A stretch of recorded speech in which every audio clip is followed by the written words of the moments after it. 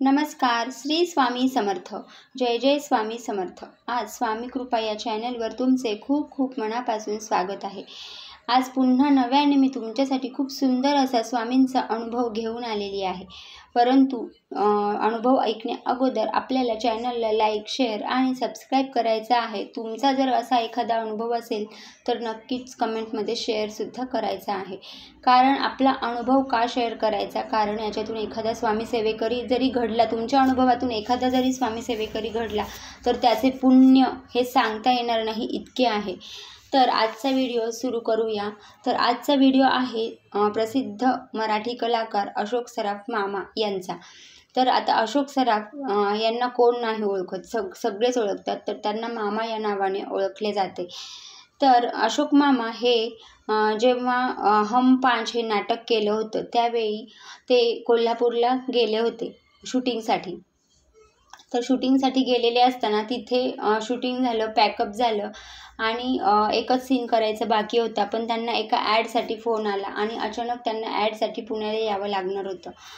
खूप नाही हो करत त्यांचं पुण्याला येण्याचं ठरलं. ते येणार होते महालक्ष्मी एक्सप्रेसनी, परंतु तिथे जो दादा होता तो म्हटला की तुम्ही माझी गाडी घेऊन जा, कारण गाडी अवेलेबल आहे तर कशाला ट्रेननी जाता. म्हणून मग त्यांनी असं ठरवलं की आता गाडीनेच जाऊया. नाहीतर ते म्हणतात की मी मस्त झोपून जाणार होतो, पण मग गाडीने निघालो.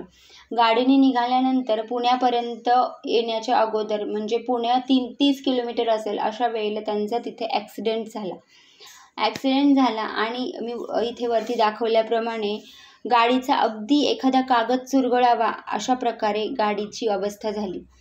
पूर्ण टोटल गाडी हे झालेली होती. परंतु त्या गाडीतून ते गाडीचं दार उघडावं काय आणि ते सीट अलगदपणे बाहेर येऊन पडावं काय आणि त्या सीटवर अशोक मामा बसलेले असावे काय, हे सगळ्या गोष्टी एकत्र झाल्या. अशोक मामा म्हणतात की एवढं सगळं झालेलं असताना मला म्हणजे खरचटल्यावर जितकं रक्त येतं ना तितकं सुद्धा आलेलं नव्हतं, काहीच झालेलं नव्हतं. फक्त त्यांना गुडघ्याला थोडंसं काय म्हणतात फ्रॅक्चर झालं होतं, बस. या व्यतिरिक्त त्यांना काहीही झालेलं नव्हतं. म्हणजे गाडीचा तुम्ही पाहिलंच की गाडीचा किती सोळामोळा झालेला होता ना, अशा वेळेला त्यांना काहीही झालेलं नव्हतं.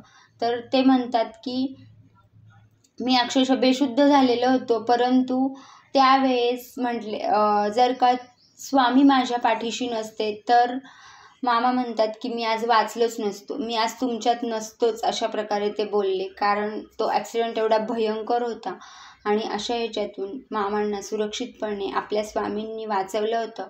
ते म्हणतात की मी तोपर्यंत खूप अशी सेवा करत नव्हतो, खूप असं स्वामी करत नव्हतो, पण त्यानंतर म्हणजे माझं आयुष्यच बनून गेले स्वामी महाराज. तर अशा प्रकारे आजचा अनुभव तुम्हाला कसा वाटला?